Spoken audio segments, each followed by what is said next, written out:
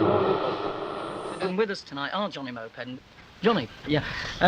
Where does the band come from? Hell. Well, we come from Croydon. It's about 10 miles south of London. What sort of gigs have you been doing in London, in and around London? Well, we start. Yeah. Roxy. And the Roxy. Yeah.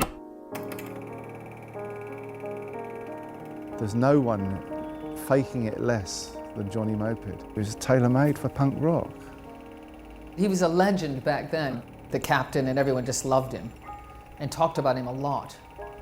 The worse you were, the better people liked you in 1976. Isn't that great? It was tremendous fun. Having battled for so many years to just get one gig, suddenly 2, 3 gigs in a week.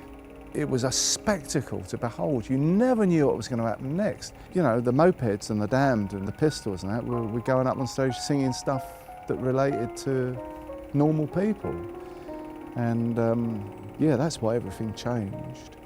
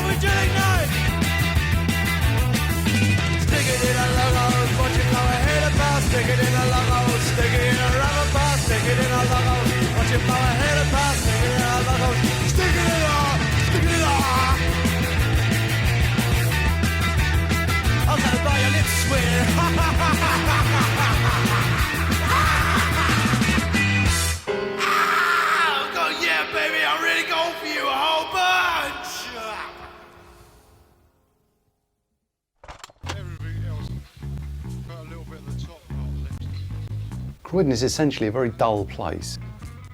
It's full of people shopping and lots of office blocks. I never considered that there was anywhere else to be, really. I didn't know any different. It was just Croydon. But as we got older, I think we sort of collectively realised that Croydon is a butt of a joke. And although we were very Croydon-centric, we would sort of half support it, but half also take the piss. And that was very much the ethos of how the band grew up in what I now know as this goddamn awful place to live. And if I ever go back there, please kill me. The bands that we had in the early days, 3 of us were from the same class at Selhurst Grammar School. I sat next to Phil, and in front of me was Fred, and in the next class was Xerxes. John was just John until I looked in one of our history books and there was a story of King Xerxes of Persia. He seemed to think that John possibly wasn't rock and roll enough. I think because it's the name of someone who was quite powerful and important, and John thought he was important. Xerxes was always very cynical, and he still is very cynical. Fred was always really cool. At the age of 13, Fred was quite remarkable. He could grow sideburns quite successfully. He was probably the coolest guy in school. Why did we all get together? I don't know.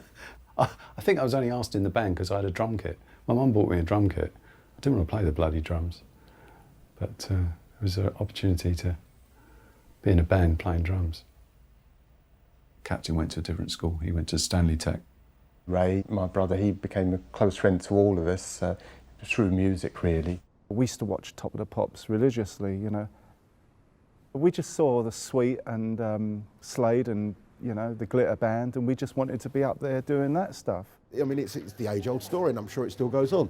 That through friends and school and things like that, a group of people get together that want to make music. If we'd spent half the time we'd spent discussing what the band should be called that we had on actually playing it, that may have brought things further. The band was the Black Witch Climax Blues Band, but when Johnny joined, we thought we'd better change the name, and Genetic Breakdown seemed a good name. I am the singer of the group, Genetic Breakdown. The true singer. No, believe me, I'm not joking. This is true. I met Johnny at a party in South Norwood. One of my school chums was having a party, and he lived about 4 or 5 doors down the road from him. And you know, like sort of the expression life and soul, and he certainly was. He was dancing and singing, and I just thought, well, this guy is just like a bundle of frenetic energy, you know, and he's a megastar waiting to happen. I think Paul had this aspiration to be a biker, and he used to hang around with people who thought they were bikers. Maybe they were bikers, I don't know. And one of them persuaded him one day to go down the tattoo shop and get Hell's Angels Croydon tattooed on his arm, which he did. He was a biker, you know, he was a wannabe Hell's Angel. He wanted to be Johnny Harley or, you know, Eddie Vincent or something like that, but he ended up with Johnny Moped. He may have dreamed of being James Dean, but at the end of the day he was just Paul Halford, and a moped was as good as he was going to get.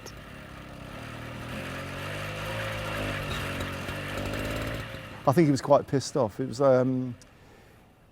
guys, you know, do you think it's a good idea then, this Johnny Moped thing? Don't you think it sounds a bit weedy? No, Johnny, really, it's a happening name, you know, don't worry, everything's fine. Johnny became the identifiable face of Johnny Moped, and Johnny Moped was Johnny Moped. I said, baby, let's groove. I said, baby, let's groove. I said, baby, let's groove.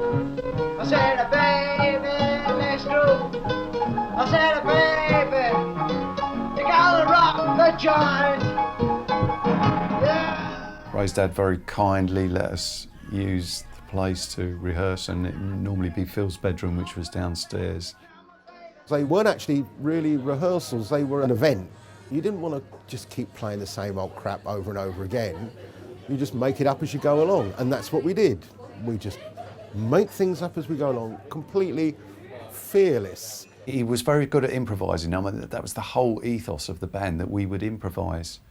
And he would make words up, Xerxes would make words up, we would make the music up, and every week we would do something different. Okay. Yeah. I met my baby in an old sidewalk.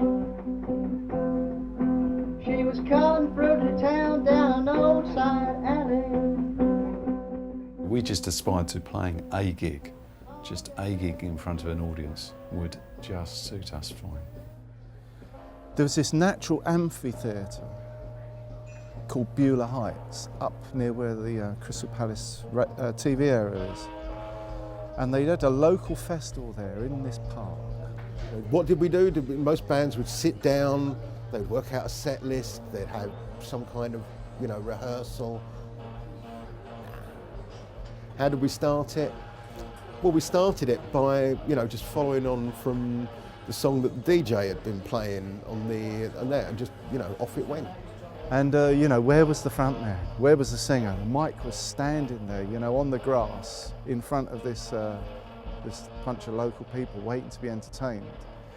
And they soon found out where he was, because they heard the sound of this moped careering down the hill, actually through the audience. And he was a bit out of control because it was such a hill that he was kind of careering through these people. They were throwing themselves out of the way, you know, kids getting out of the way of Johnny. The picnic, so he's riding through, you know, on his moped. And it kind of ground to a halt in front of the microphone. And everyone was just like looking aghast, you know, with disgust. Who is this complete pillock? And he said, "Hi, baby, my name's Johnny Moped.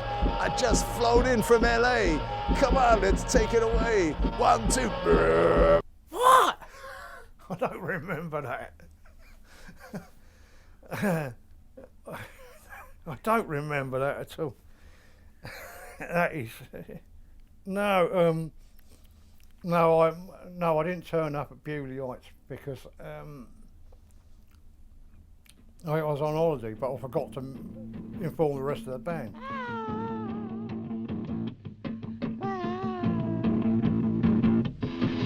Hey, I see it's a case, got it all about a rapping machine.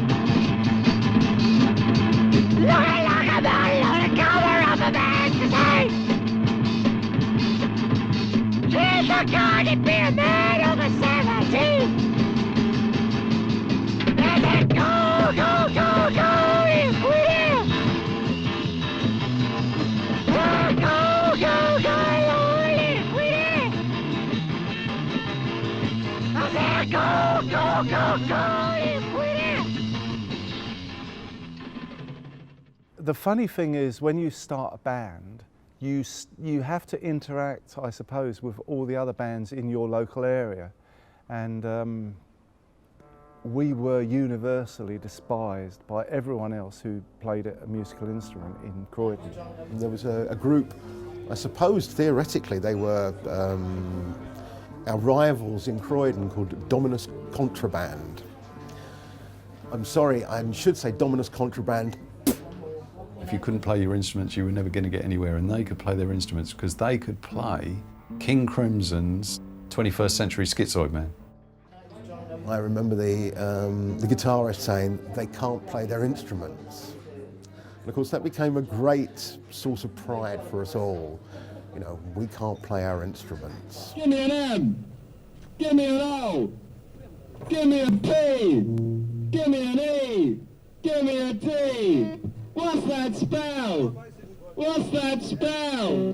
What's that spell? Ladies and gentlemen, let me introduce you, Johnny Moped!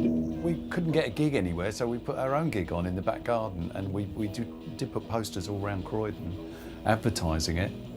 36A Broad Green Avenue, Saturday afternoon. I mean, we were so lousy that, you know, where could you play but the back garden, really?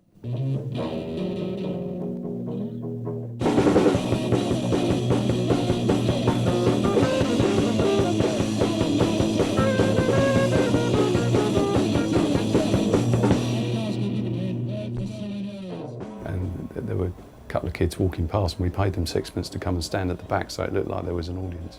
And they kept going, "Can we go now?" And the police came round. OK, the Beatles over there, turn it down. I think Johnny piped out, "We're not the Beatles, we're loads better than that."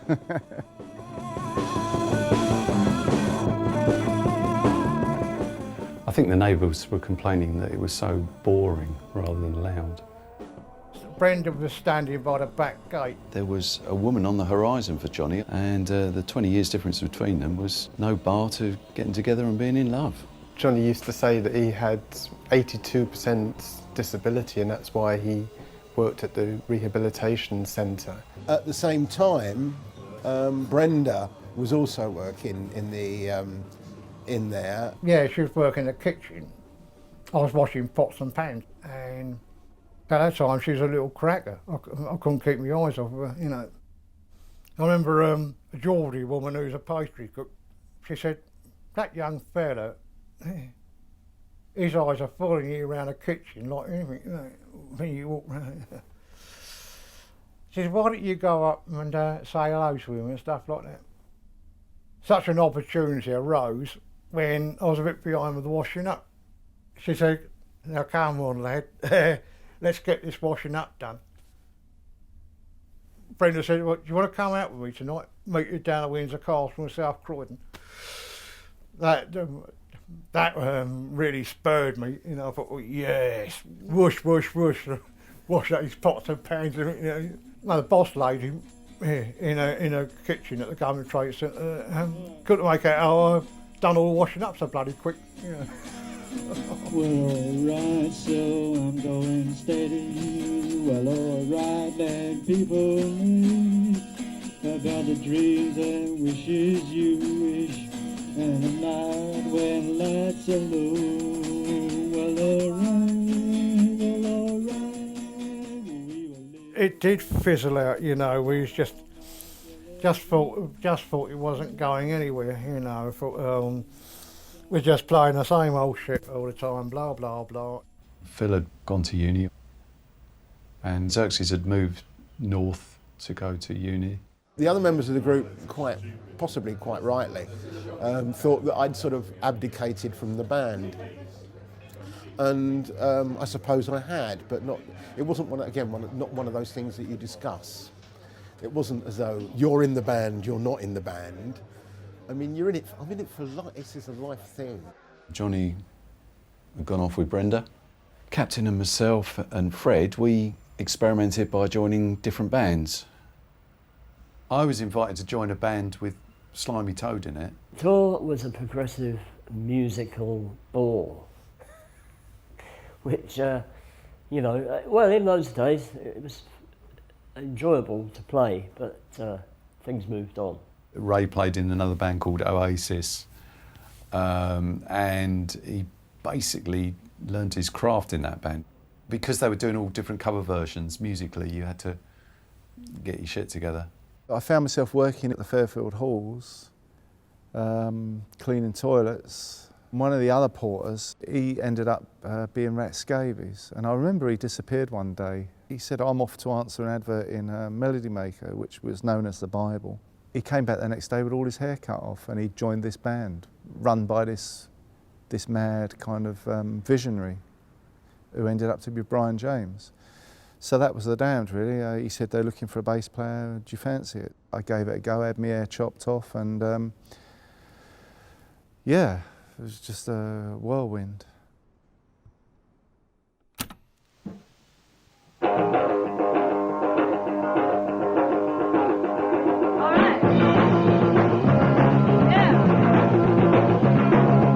I was on Denmark Street and I saw a sign on the wall that said, bass player seeks groupie. And I called and said, do you mean a group?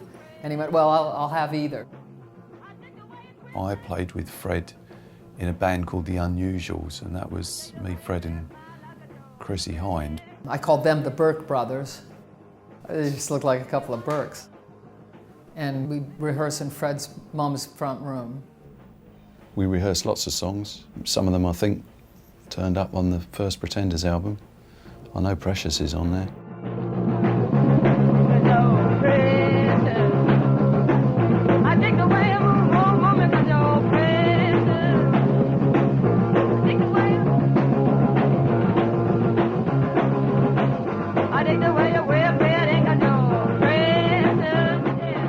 And then they fired me, but they didn't tell me.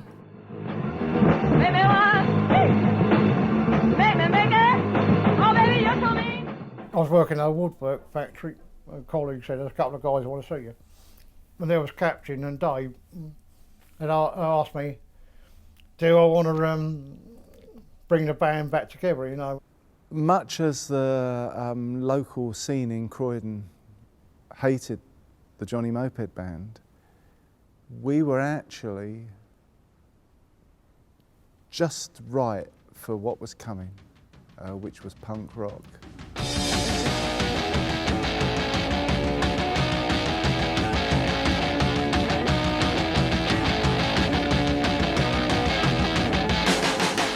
Whilst Captain was in the Johnny Moped Band, he was also having some success with his other band, The Damned, having released the first punk single, New Road. I got a feeling inside of me. It's kind of strange, like a stormy sea. I don't know why. I guess these things have gotta be. I got a new rose, I got a good dance, I knew that I always would. I can't stop to mess around, like a brand new rose in town. Whoa.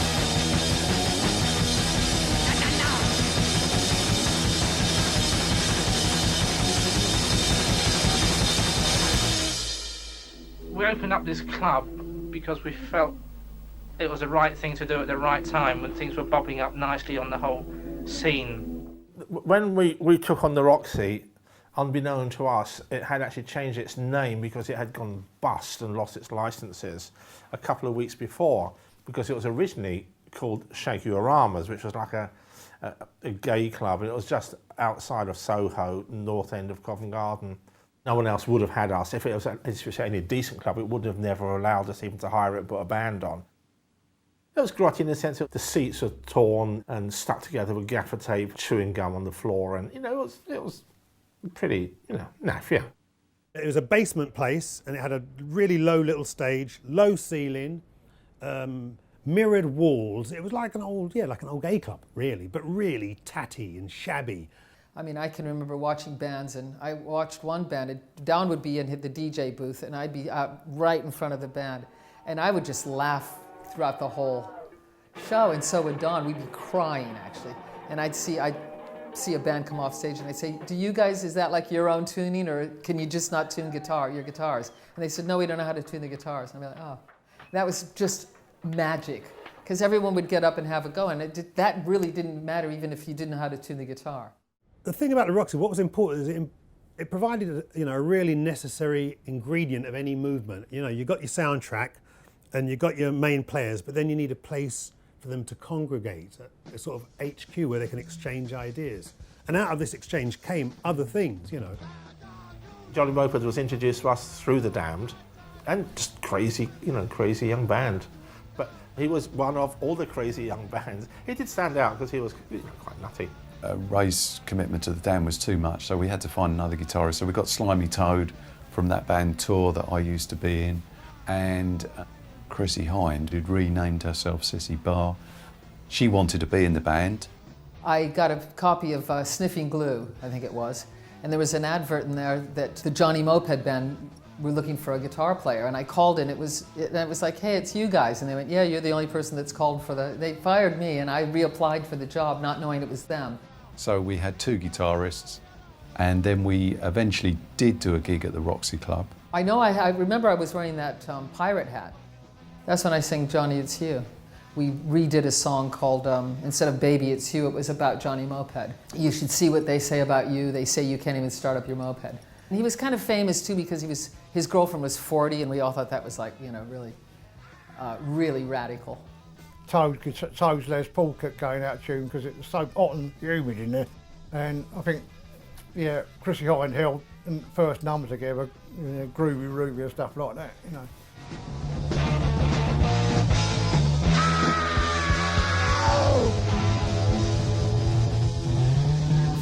I mean, I was trying to get a band together with a lot of people, but that was the one that really, where they, we really worked out songs together and tried to write together, and it was really important for me. It wasn't a little thing to me, I mean, it didn't pan out. I don't know why. After the gig, Slimy Toad said, "Well, two guitarists, me or her, make your choice." Yeah, I think that rings a bell. I think he got in there and got rid of me. Well, he wanted in. I think it was one of those things. You didn't take it too personally or anything. It was just, what are you going to do? Maybe it's the best thing that ever happened to her. Could you imagine what it would have been like, Chrissie Hynde, this mega talent standing behind Johnny Moped, while he's singing VD Boiler. In a way, Johnny Moped Band launched Chris's career because she was excluded from the band because you didn't need two punk rock guitarists playing the same loud power chords. I was shit, I couldn't play. They were more musical than me. That was the thing, so no hard feelings.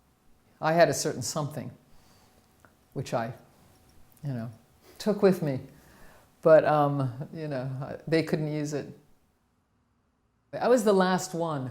Like everyone else I knew in London eventually got in a band. I would just get a bottle of wine and sit on the tube and go from, stay on it for 2 hours and cry, because everyone was in a band but me. 1, 2, 3, 4.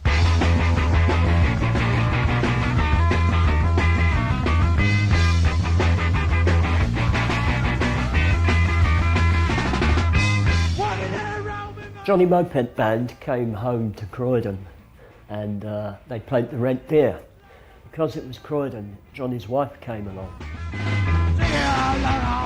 Brenda was there because she was going to see a concert. And of course, what you do at a concert is that you sit down.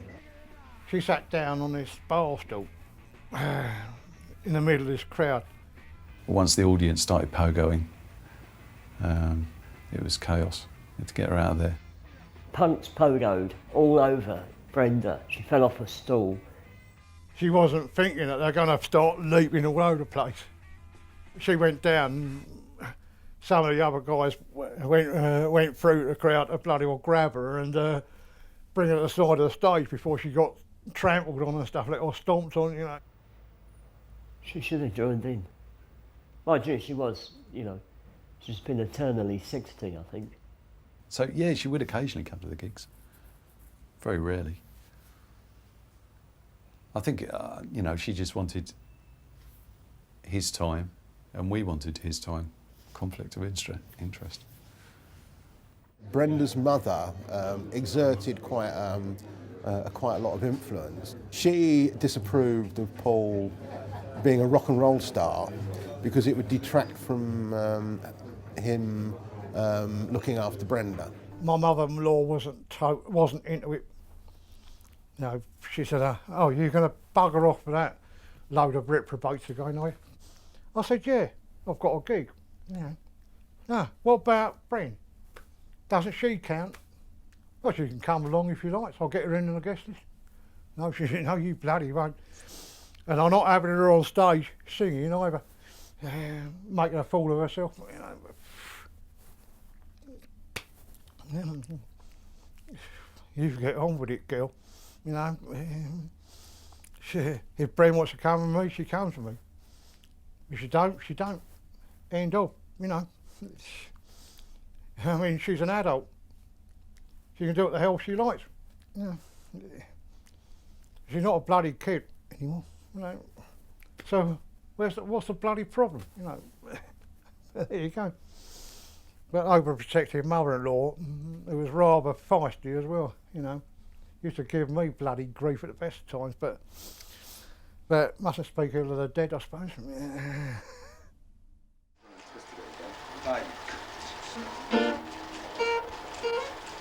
Watch out for the piece. My friends were picking up guitars and I wanted to pick up something too, so I picked up a Super 8 camera and reinvented myself as Don Letts the filmmaker. It was a lady that bought me the camera. She was the fashion editor of either Vogue or Nova magazine at the time. Caroline Baker was her name, and much respect to her. And he just started, you know, learning how to use it at the club.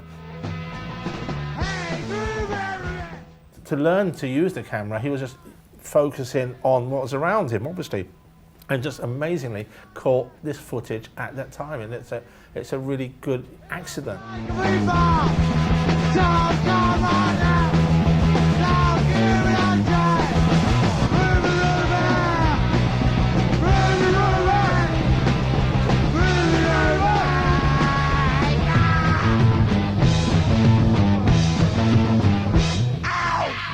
I'd been listening to the tape for months. Most people had heard the tape or heard of the tape or heard of Johnny by then, you know what I mean? And it was like the Beatles, you know, there was a whole thing around that whole hype, you know what I mean, like, which is real, you know what I mean, like, and people wanted to know how Fred was and how Slimy Toad was and how Johnny was. The great thing about seeing the mopeds was the attitude of it all. You know, the fact that Johnny had been apparently dressed by his mum, and the complete, absolute lack of any care about being cool. You know, which is very, very attractive. Like a bunch of kids having a laugh, which is what all rock and roll should sound like.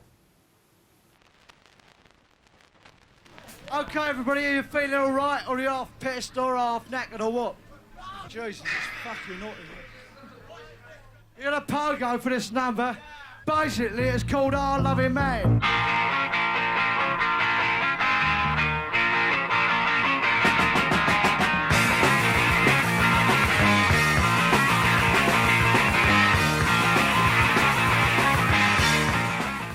Yeah, in my diary, Easter 77, I've got a flyer from the Roxy Club, and the Buzzcocks, Johnny Moped and X-Ray Specs played, all for £1.50, which was expensive in those days. And I remember going down to see Johnny Moped, and we'd jump up and sing backing vocals on Hard Loving Man. But that was unusual for me, because normally I'd stay in the shadows. I wasn't really such a poser as a lot of the characters around in those days. Such a shame. He always, if there was a camera, he'd like leap in front of it. I think I first saw them at the Roxy. They were amazing gigs. All the gigs were amazing. But there was nothing. The band was the most exciting band since, you know, like the Pistols, the Damned, the Clash. You know what I mean? I think Andy Shazowski was recording it for Live at the Roxy. Johnny Moped there on side 2, track 1, Hard Loving Man. When you hired the Manor Mobile, it was like the top tool of its day, and it was full of engineers, you know, with these big desks. They're all mixing and reels were spinning, and all they did was to run a whole pile of cables out the back of the truck into the club and down onto the stage, and that was it. It was a live album, and no, it's far from perfect.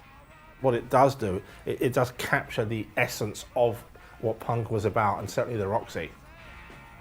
And it was a huge success. I mean, it sold something like 40,000 albums, which, like, it's crazy, really.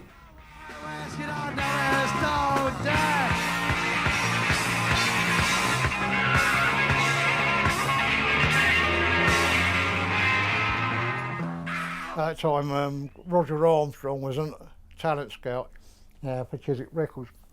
He was at the Roxy Club, and he was looking for some sign-ups. Captain Sensible first mentioned to me about maybe recording them. I think maybe he tried to take it to Stiff or mention to Stiff, but there was no interest. I was I was kind of helping things along. You know, I was just there. I wanted to see this album made. I knew it was going to be brilliant, and if there's anything I could possibly do to make it happen, I would do it. You know. I'd seen them live, thought they were fantastic.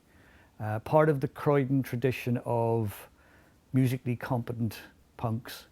He didn't want to sign up any rubbish bands, but he was rather interested in us, so he made us a deal, you know.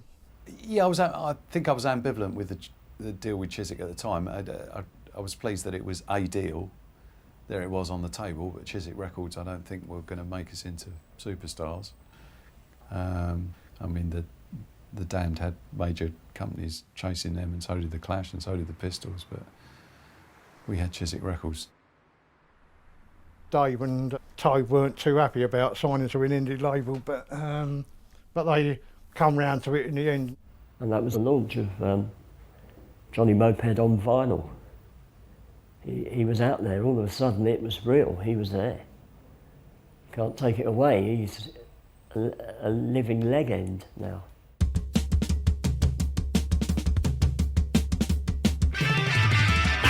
The first single was called No One, and then we recorded a B-side called Incendiary Device, and the B-side actually sounded better than the A-side at the end of the day, but because the lyrics contained stick it in a lug, I'll stick it in her other parts, it remained as the B-side, but has remained one of our more popular tunes.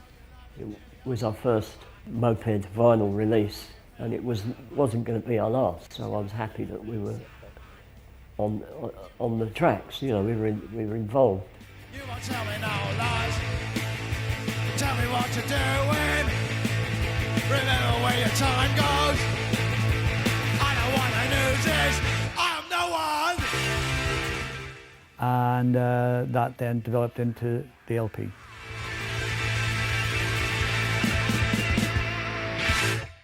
Yeah, recording Psychedelic was a great pleasure. I was really, really into it. Well, working with Mopeds was, to say the least, an experience. Let's say Johnny was less than enthusiastic at times about coming to studio sessions. Of course, you had to book a studio session sometime up front. Dave Burke, Toad, Fred and all that were absolutely serious when we turned professional. But I was having other problems. We went in and did the music ourselves, spent about a week doing that. But of course it came to the point where we needed Johnny on the record. A lot of the album tracks were interrupted because we needed Johnny to do overdubs, and he just wasn't available. And despite Roger Armstrong phoning me up and trying to persuade him to come along and do the vocals. There was nothing for it.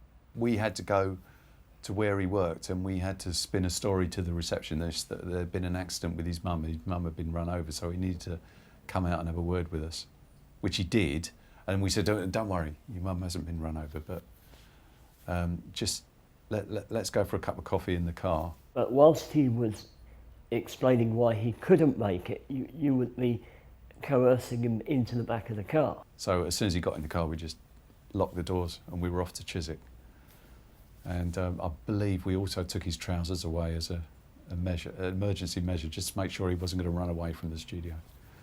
But if you wanted to make sure he was there, you had to get to Johnny before his wife did. It wasn't so much Bryn that was a problem, it was a mother-in-law.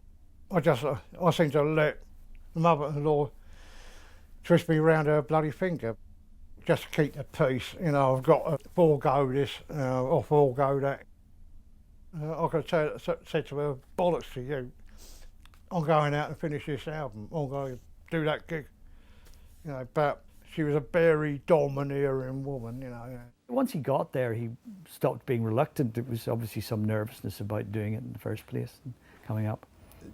Yeah, Johnny sang the vocals okay because he knew that if he hadn't sung them well, we'd be back the next day and yeah, stalking him.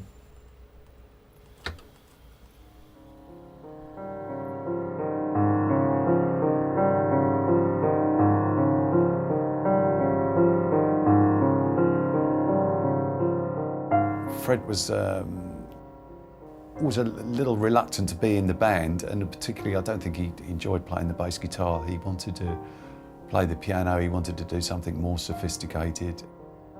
Fred actually had a fantastic melodic sense. As a musician, he was a great bass player, but you know, at his heart was really beautiful melodies. He quite enjoyed classical music, and he enjoyed experimenting. He liked being creative. And I have a tape of Fred playing solo piano music in the style of the French composer Erik Satie. It was almost like a demo we did in the studio one day, a bit of downtime, and he was playing piano, and I said, wow, that's nice, and put a roll of tape up, a couple of mics around the piano, and we recorded him for a while.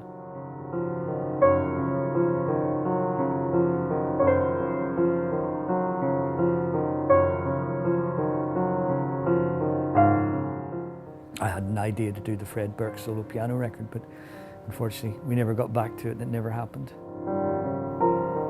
Because we were on stage each night, we were playing very similar songs, and it was the sheer intensity of it, I don't think suited him. He didn't think that playing in the band the same songs was such a great thing. But he couldn't think of anything else to do, and he was increasingly becoming an alcoholic with the problems that came along with that. With Johnny's reluctance to turn up to gigs and Fred's reluctance to engage in the spirit of the thing, we were always firing on two cylinders. Yeah, they're great players, and you didn't have to work too much with them in terms of struggling to get performances. I mean, they really were extremely good band. Johnny just had a completely natural, instinctive approach to vocals.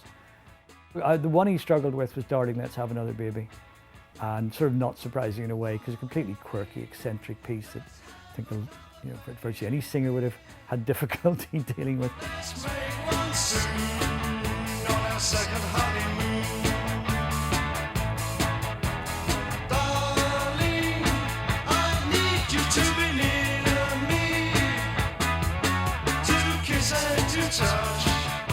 I love you very much. Darling, if you ever leave me, I'll cry a million tears.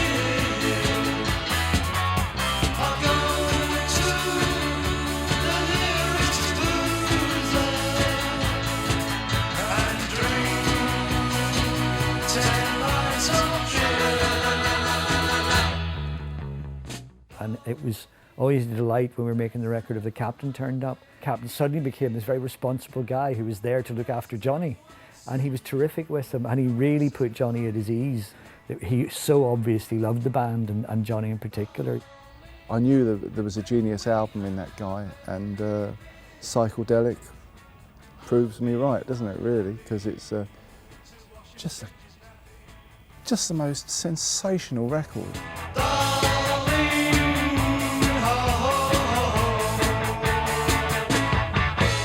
We did do a promo video for the first single and the second single. The Very Strange promotional video is produced by Barney Bubbles. And he had some pretty weird ideas, but I thought were interesting. Hi Tomcats, this is Johnny Moped speaking. Head case. Ah! I hope you listen to it. We tied up a naked lady to the track of Incendiary Device. Well, the idea was to walk around this girl and tie her up. That was it. I think we all just went, oh, all right then.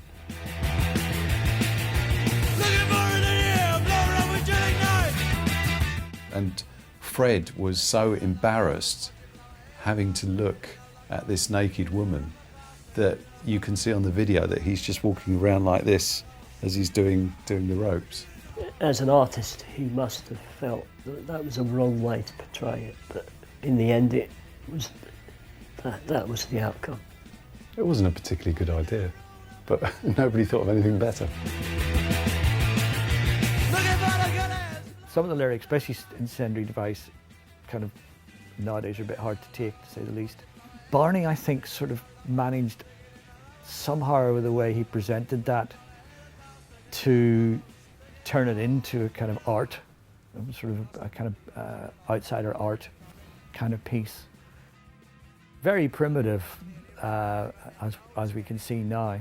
The girl in them was Steve Naive's girlfriend.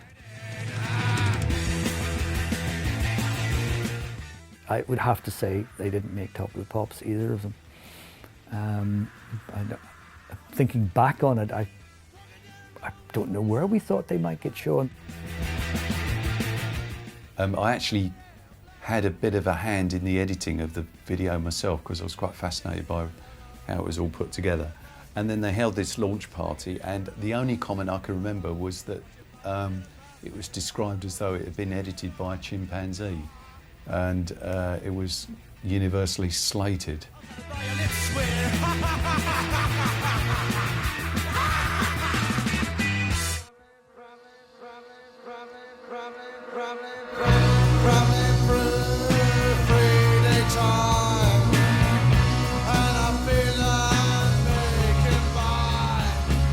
The videos to me really tie in with the whole idea that Johnny Moped were, say, this outsider art, because likewise Barney was like that very strange take in the world. Barney very much liked them.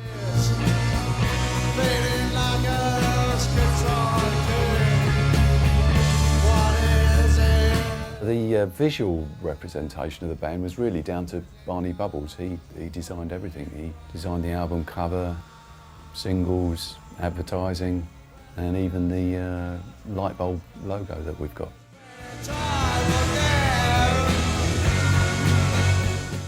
The light bulb, Barney was not a man necessarily given to explaining his work.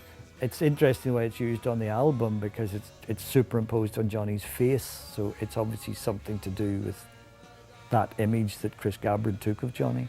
And it was a great sort of collision, if you like, between, you know, this kind of art world person, Barney, and these guys that came from Croydon with this very eccentric and very strange sort of take on the world in a way. It was a lovely match.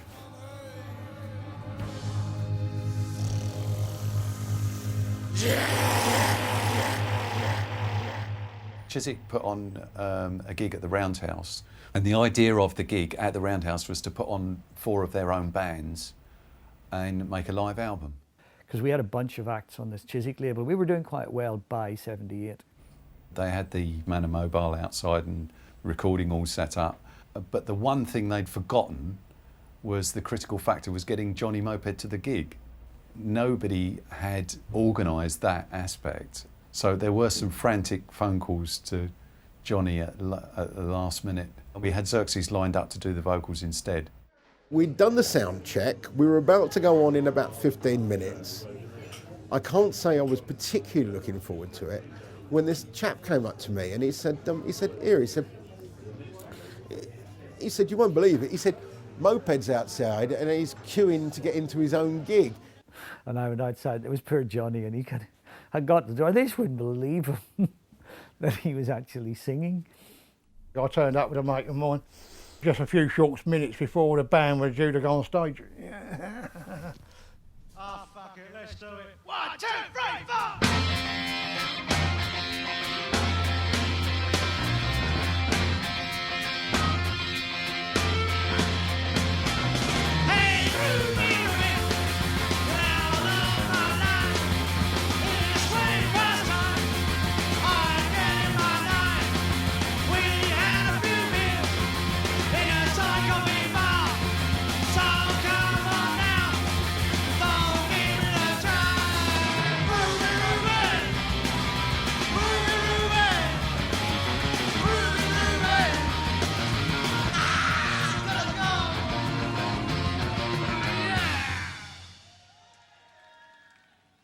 But again, Moped sounded great on that live stuff. They just were, they were able to do that. They were able to play the stuff very, very well live. Those are the recordings that are on the Johnny Moped, the live tracks on the Johnny Moped album, which very, very nearly didn't happen.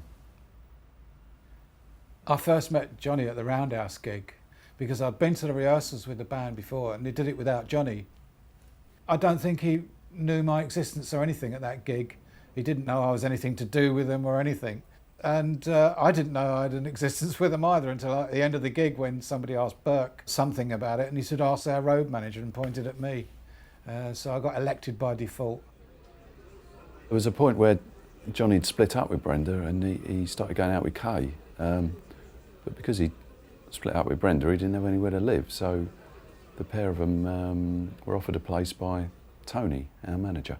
When they were at my flat, I didn't have anything to do with them.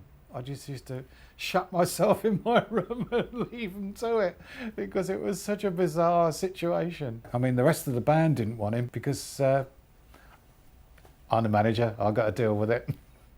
While I was with Johnny, I celebrated my 17th birthday, and he was a gentleman. He was such a gentle soul, and he said, right, we've got to get you something for your birthday. It's a shame I didn't keep the piece of jewellery, but I've kept this. To Kaiser, on your birthday, here is a little something to remember your first birthday with me, Johnny Moped. And it's in one of those nice corny envelopes that they used to do at the time with jewellery. Shape, Gift and Fashion Boutique. The Whitgift Centre at Croydon, Surrey. It was a really good time for the Moped band. So, there was always lots of things going on and happening at the time. Going to the gigs, helping him to get ready for the gigs, getting him to band practice, stuff like that. And it was lovely to be involved, and everybody was great. It was, really, really good fun. A very good chapter, especially for a 16-year-old girl. When the publicity shots were done for the Psychedelic album, there was one of Johnny, and on his left arm was a Hell's Angels Croydon thing. The front cover of the album, you can still see Hell's Angels Croydon on his arm. Not a great idea, really, because as soon as they find out that sort of thing, and you're not a real Hell's Angel, they get a little bit pissed off. We were playing Dingles, and this Hell's Angel turned up at the front door on his chopper. He just parked his chopper right on the front door, and the guy on the door went to stop him or something. He just pushed him out the way and walked straight through the crowd. Leapt up onto the stage, come up there to the back room where we was all congregating, and said, right, that tattoo, that's coming off your arm. You're not a Hell's Angel, you've never been an Hell's Angel, and you're not entitled to have that tattoo. So I'm warning you now, if you don't get that tattoo covered over or taken off, I'm cutting your arm off and I'll be at the next gig to do it. We just shut up. It was a case of, we had, we were super wimps. His name was Goat, if I remember rightly. He did introduce himself before he proceeded with the threats that he made, and then he was gone. That was it. And he walked outside, and Lemmy was in the bar, and he spoke to this guy, and he said, "We'll get rid of it, you know. The guy's, he's not what you think. Don't go hard on him." Shortly after that episode, obviously another gig was coming up, and I said, well, we'll have to get it sorted out. So there was a tattooist. I worked in Wandsworth at the time, near Garrett Lane in South London. And I said, right, come on, we'll have to get you in there. And all I had was a £5 on me. So we showed the tattooist, you know, this tattoo that he had to get covered over. And he just looked at it and thought, Christ, what the hell am I going to do with this? So I said, well, you've got to do something. You've got to cover it with something. Well, pick a design. I said, well, we've only got a £5. So he hummed and hawed a bit. He said, well, the best I can do is a parrot. He said, because we've got to think of the colours. And parrots, I could do you a greeny-coloured parrot. We chatted over it and produced this eagle with shooting stars. And when the Hells Angels turned up, they turned up in the dressing room, he said, oh, looked at the tattoo, said, oh, that's better. You know, OK. We'll let you off. We're happy with that. You know, save over my arm carved up like a Sunday joint, you know. Tony and the rest of the band were relieved, you know, that somebody was going to actually take this in hand because, you know, no one else could afford to do it or sort it out. So, yes, it was my responsibility to get it covered over with the parakeet. I think looking back on it, it just being that by the nature of the mopeds being what they were, there wasn't a sort of long-term career in it for them by what they did. There was nowhere for them to develop. I mean, the Pistols broke up. The Clash sort of developed into a sort of more mainstream rock band with sort of reggae overtones, etc. The Damned sort of, you know, gave full vent to their pop sensibility. Mopeds sort of had just a willful eccentricity, I think about them. If it was just down to the press, the band made it. You know, they were the darlings of the press. Nobody had a bad word to say about them. We had a record company magnate behind them, Roger, who was well into it, but it just wasn't happening. So given that we'd made an album with Chiswick and they didn't seem to be offering to fund a second album, we went and looked for another record deal. I talked to the band and said, you know, I can't do the things that they want done, you know, I don't have that experience. Maybe we should just find them a proper business manager. I don't know what Tony was doing or what he was meant to be doing, but I don't think he was doing as much promotion as they probably wanted. And all of a sudden, these two blokes appeared. Roger and James came along and they seemed to have very clear ideas about record deals and visually how we should be represented, touring, etc. So they became our managers. They were getting him some good gigs, I admit that, but they wanted to kind of change him and market him a bit. Well, you don't do that to Johnny Moped. Johnny Moped's Johnny Moped. What you see is what you get. You don't start trying to create this kind of image when he's already got his own image. It's his own personality. So all of a sudden, this pair of leather trousers arrived. You make sure that he wears these trousers. I said, well, you can't make him wear a pair of leather trousers that are flared. Punks don't wear flared trousers. What do you mean? And they didn't like it. But I said, well, you know, he's not comfortable in them. So they went and got these all tarted up and done. I still didn't think they looked particularly right on him. But anyway, he went ahead and wore those. They got him this very prestigious gig at the Music Machine, which was a really good venue to play at the time. All of a sudden, word had got about, Sid Vicious and Nancy Spungen are here. Oh my God. She's so fine looking, man. She's something else. Well, the word was that the reason that Sid Vicious had come to see Johnny Moped was because he'd heard that he was doing a version of something else. Of course, there was a lot of excitement around because people were saying, oh my God, it's them, it's them, it's them. And this lovely little girl's come along and she started to take a couple of pictures, and next thing you knew, Nancy Spungen went into fire mode. And this poor girl was on the ground with her camera. She stamped on her camera. It was a terrible scene.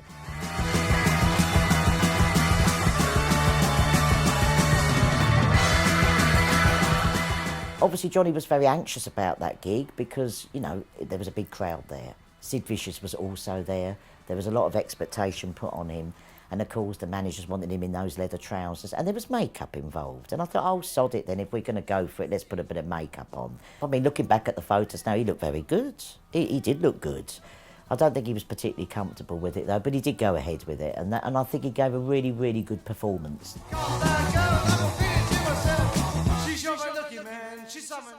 And then all of a sudden there was an announcement, right, we've got you and Johnny a flat. It was quite a nice little flat. This is it, you're going to move in here, you're going to live together and you're going to look after him. I said, oh, right, OK then. And you're going to pay your half of the rent, here's your rent book, and you'll pay your half of the bills, and you make sure that he's all right and everything. And they just left us do it. Dave Burke moved my stuff in. Johnny didn't have much stuff to move in and that. And we were there a couple of weeks. I think we even got a kitten as well called Kipper.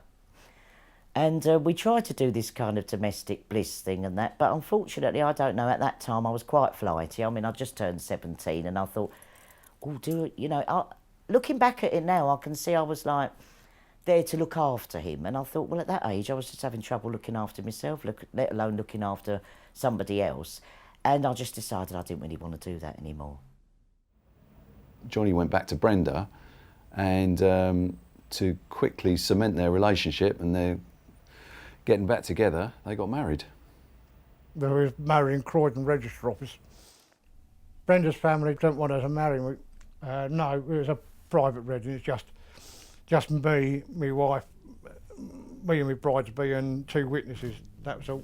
There was no members of either family present. It didn't make for, how shall we say, the normal progress that a group like that would make, because you were having to deal with things that possibly lots of other people wouldn't have to deal with. For example, having to kidnap your lead singer, and also having your bass player completely unable to stand because he was so drunk. Desperate times. We were aiming the band forward, and there always seemed to be something that wasn't right. Fred was a typical artist. He had moody depressions and then extreme humour, and that could be, you know, at any time.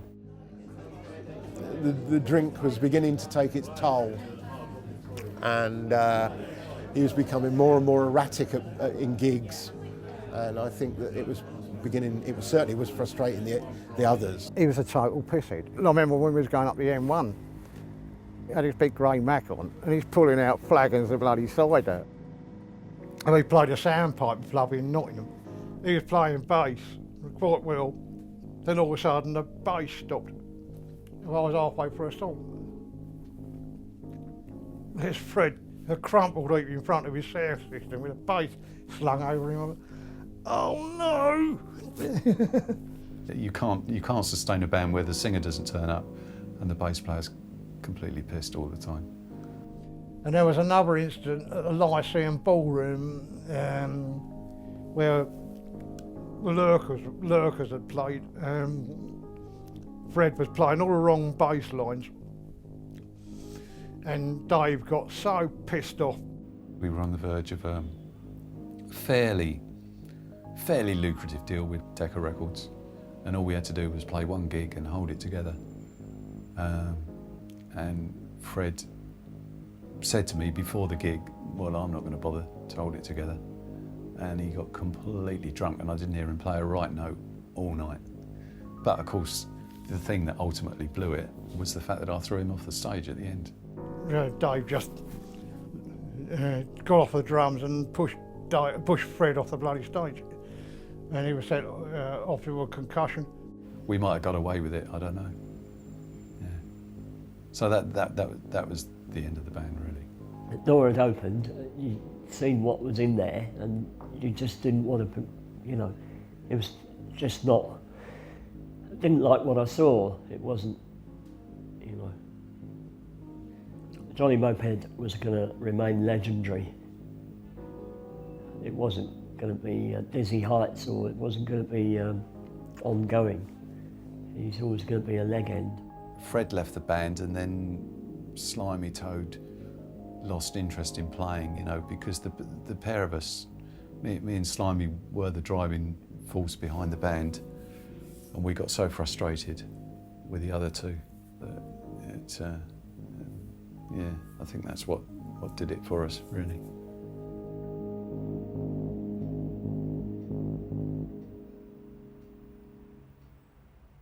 One day we were looking through the local paper which had just come out, my wife and me, and we saw that a local man had been killed under a train, and just looking through, and we saw the name was Colin Mills, which is like Fred's real name. The manic depression, I suppose it was, you know, was compounded by the beer and maybe the downers that he was taking, and ended up with him taking his life, which was a terrible, terrible waste, you know.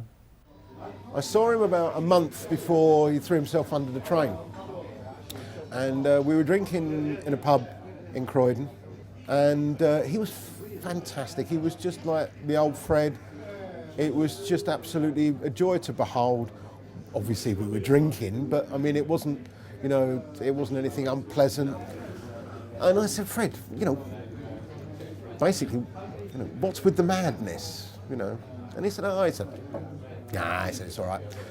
He said, oh, I'm just doing it to upset my mum. So, well, right, you know, that was about it. That was about the limit of our discussion with it. And then Dave rang me up at home to say that he was dead, and I miss him every day. Now, if you can think back 365 days, you might even remember that this particular record by the Pretenders was #1. Its title is Brass in Pocket. We got brass in pocket. We got battle. I'm gonna use it. Tell me how Happy Talk came about, because that was a terrific hit for you. It was just a pure and utter stroke of luck, really. We were looking for a song to cover, and that's the one we chose. And when we were recording it, we actually thought that we were going too far. And actually, sort of, they whacked it out, and in 2 weeks, it was a hit record. So, oh, you just can't tell, can you? Well, when you have, I mean, you have had a couple of, in fact, 3 records, is it into the top 30 already? Yeah, and the Damned have had some hits as well.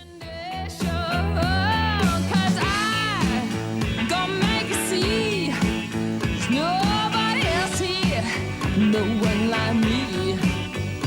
I'm special, so special. I got to have some of your attention. Give it to me.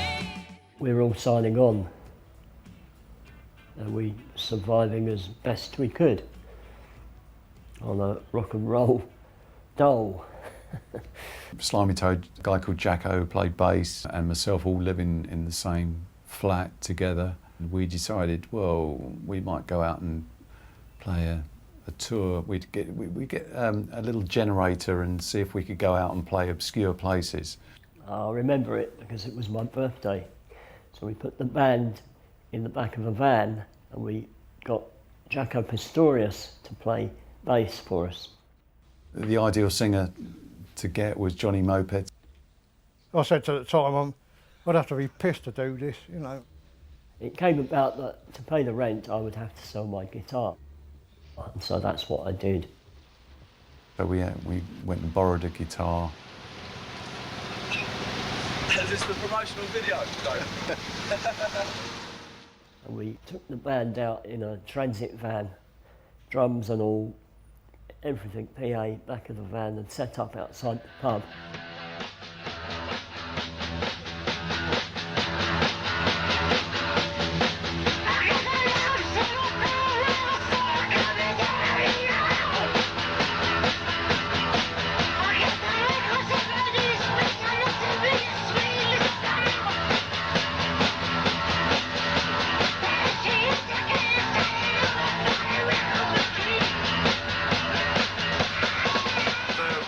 The last piece of footage you saw in this video was shot in Wallingham outside the White Lion pub. And I think it's a really tremendous experience. You know, we've never done something like this before.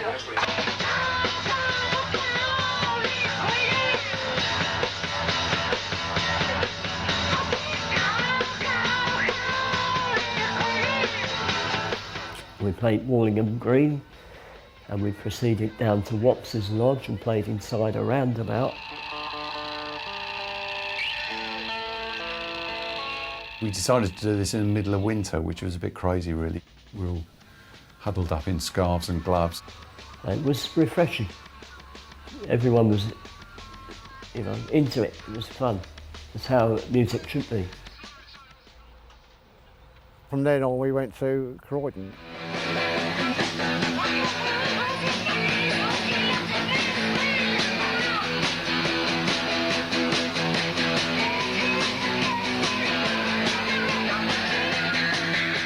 We played outside of Fairfield Halls.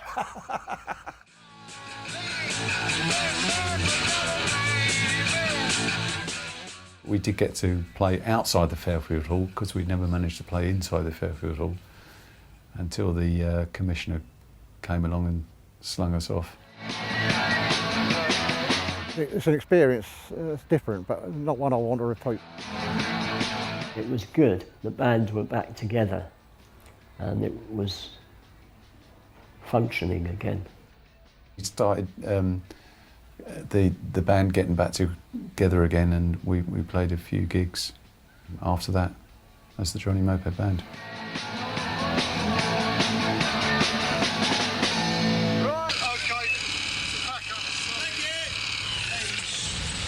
If not, they'll be on to me like nobody's business. Right, okay, cheers, guys.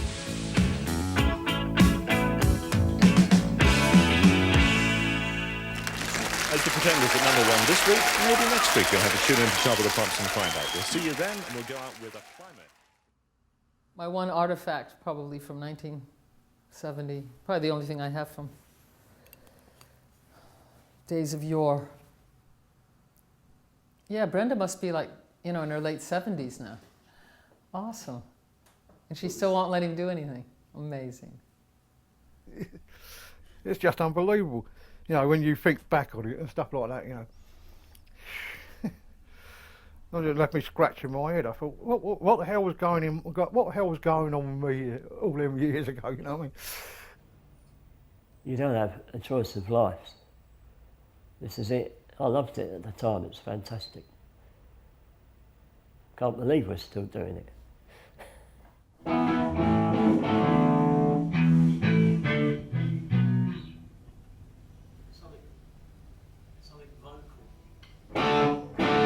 One, two, three. 1, 2, 1, 2, 1, 2, 1, 2. 1, 2, 3, 4.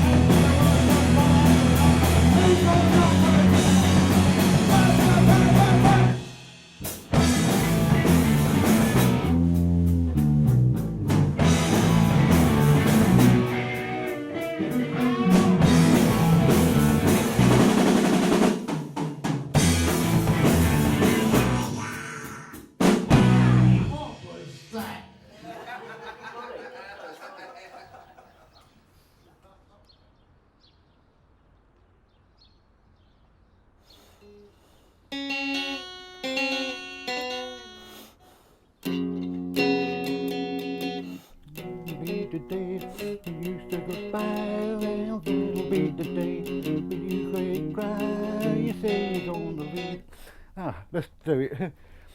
Let's do it in style. Yeah.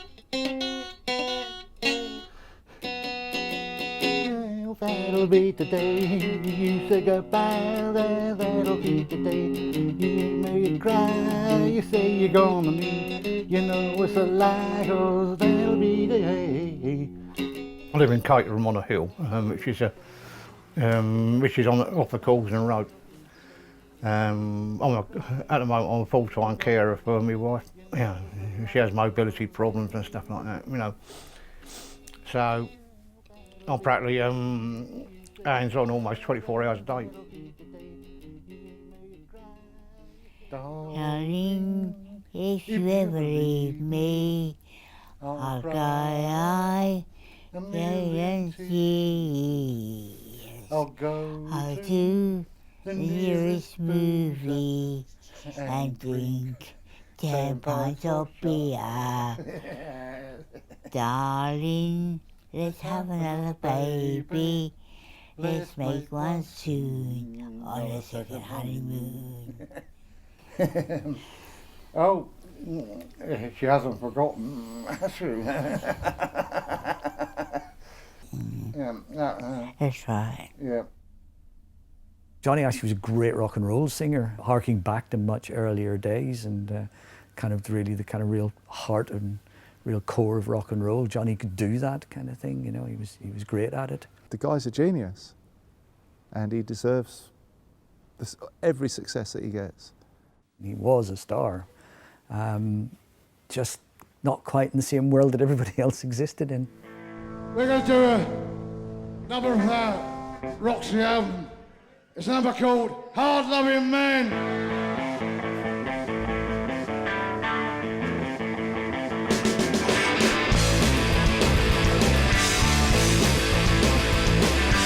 Run down the Memphis cellar.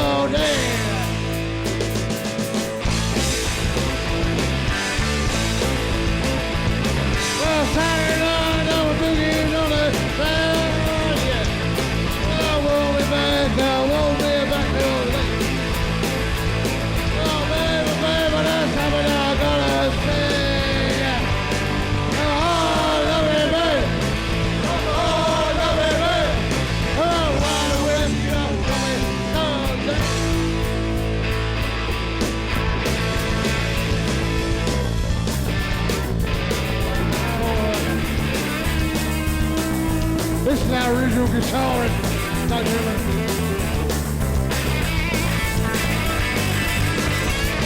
Captain Sensible.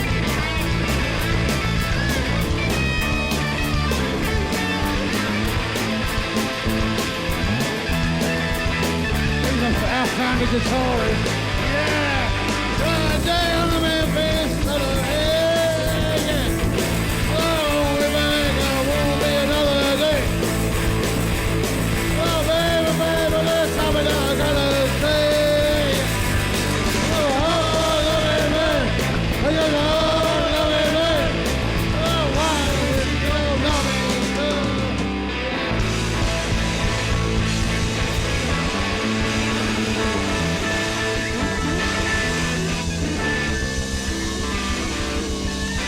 Oh, police.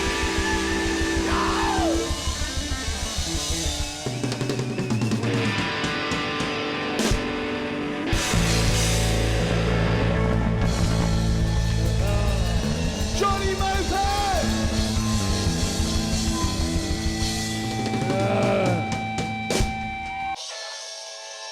This guy's our original guitar, Captain Sensible from years ago. Somebody threw some knickers at you, Johnny. No less than he deserves. The legend is back. Time's finest. Johnny Moped, I thought I'd never see the name. Darling, let's have another baby. Let's make one soon on our second honeymoon. Darling, I need need you to be near me, to kiss and to touch. I love you very much. Darling, if you ever leave me, I'll cry a million tears. I'll go to the nearest boozer and drink 10 pints of beer. Darling, let's have another baby. Let's make one soon on our second honeymoon. Darling, I need you to be near me, to kiss and to touch. I love you very much. Darling, if you ever leave me, I'll cry a million tears. I'll go to the nearest boozer and drink 10 pints of beer. Darling, let's have another baby. Let's make one soon, ooh, on our second honeymoon. Darling, when we have our baby, I'll be quite happy to wash and change its nappy. Darling,